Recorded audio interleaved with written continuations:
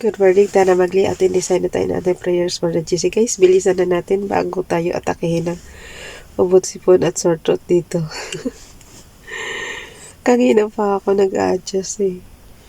Okay, kasi yung boses natin hindi maintindihan.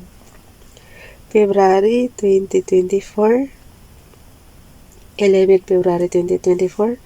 Ang ating font ay lobster size, tall text color ay Fuchsia pink, highlight color is black. Nandito na tayo sa Docs Apps para mabilis inopen ko na yung file name na 2024 February prayers for the GC. So, i-add ko lang, yung mga gusto nga palang sumali sa Family GC, guys. Pakikontak yung aming founder, Harry B. De La Cruz, or yung mga admins, co-founder Muti, admins Roger Pakatang, Eileen Samarin, Aiki Akmas, Sarah Kolingana, na Elsa Samarika, at ang inyong lingkod Ralph Lion Pag-vlogs. Paki-subscribe sa kanilang mga YouTube channel. So, punta na tayo dito kay Ralph, kay Princess Dayan channel pala. Ilagay ko lang yung kanya YouTube channel. Paki-subscribe naman guys na mamonetize na ito. And then, Kyra. Hirap talaga ako magsalita, oh. Mimis, kasi guys, yung sore throat natin, maatake na naman. Yun, kung kailan si Inoy, tsaka tayo inatake ng ganyan, ibig sabihin, ayaw tayo pakainin ng chocolate, ayaw tayo pakainin ng mga handang matatamis. Ay, naku. Wrong timing talaga tong natin. Kung kailan maraming nakalapag dyan sa lamesa. Oops. Basahin ko lang yun kay Princess Dayan channel, guys. Dagdagan nyo na lang ng sarili nyo prayers. The Lord shall cause thine enemies that rise up against thee to be smitten before thy face. They shall come out against thee one way and flee before thee 7 ways. Deuteronomy chapter 28 verse 7. Basta kung hanggat maaari, walang kaaway dapat eh. Sa image from photos, kaya lang, hindi maiwasang sasamang loob mo sa mga scammer. Kasi guys, pag utang, pagka dapat bayaran. Tsaka huwag nyo naman paabutin ng ilang taon bago until now hindi kayo nagbabayad. Di ba? Sakit nun sa mga inutangan. Pinaghirapan nila yun eh. Siguro ng COVID-19 hindi gaano kasi syempre hindi mo nasa bahay ka lang, hindi mo gaano kailangan. Pero ngayon kailangan na. Dapat ibalik nyo na.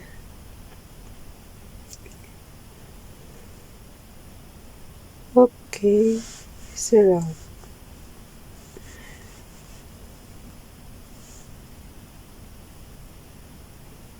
Oh. Ando. So, punta tayo sa Hebrews Bible ni Ralph. Basahin lang natin yung kanyang prayer. Ayoko munang magbasa ng Tagalog guys para mabilis tayo. Kayo na lang muna bahala mag-interpret nito. In-screenshot ko na on and off button, in low volume button lang yun.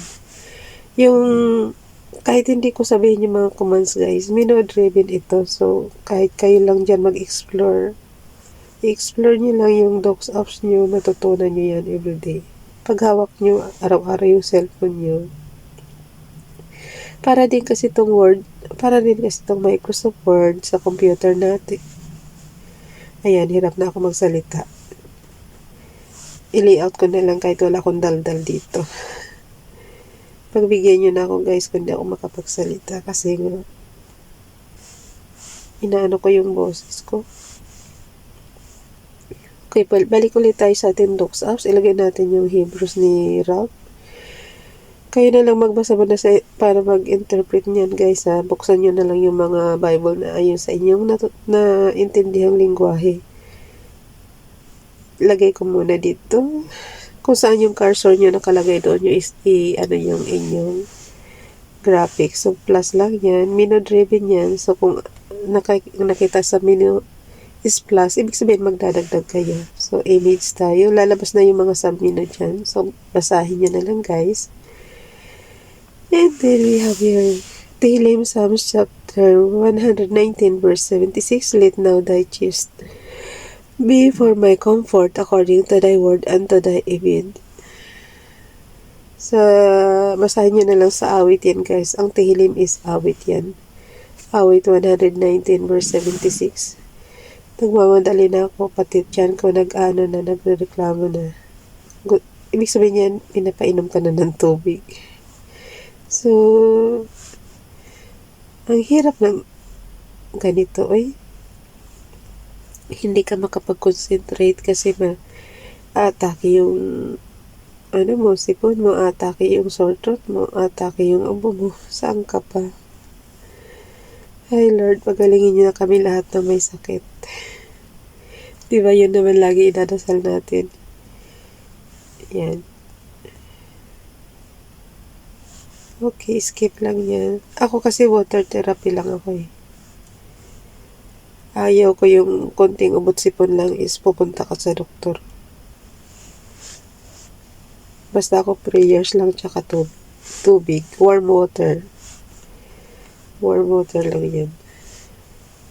Okay guys, basahin ko lang yung kay Ronelo Legaspi vlog. Ano ito? Repose prayers natin to. Last year ito. The God of our fathers raised up Jesus whom ye slew and hang on a tree. Acts chapter 5 verse 3.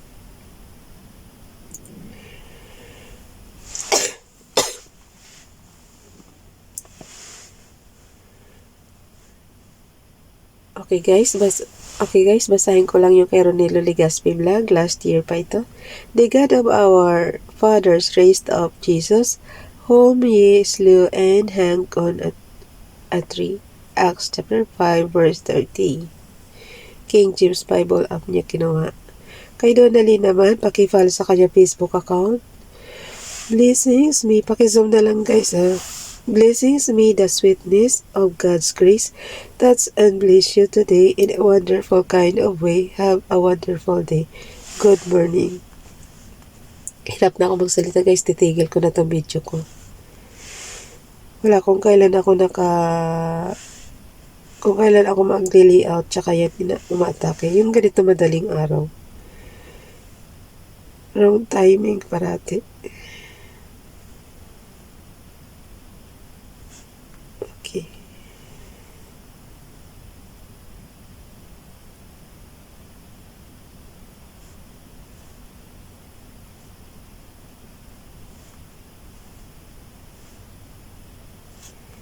Tapos, i-zoom nyo na lang pag di nyo mabasa. Yan na ipapasa natin sa GC. Screenshot ko na lang yan. On and off button and the volume button. Bye everyone. God bless.